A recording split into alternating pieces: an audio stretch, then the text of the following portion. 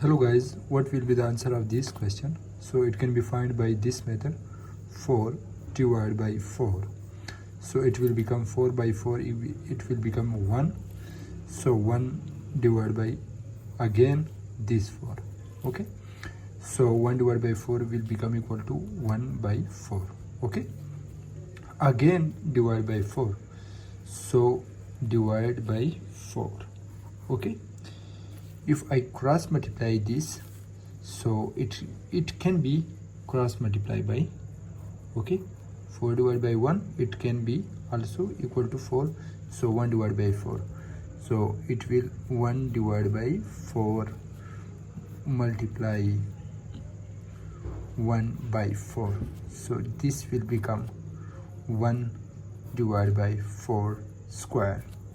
So it will become 4 negative 2. So the answer is C.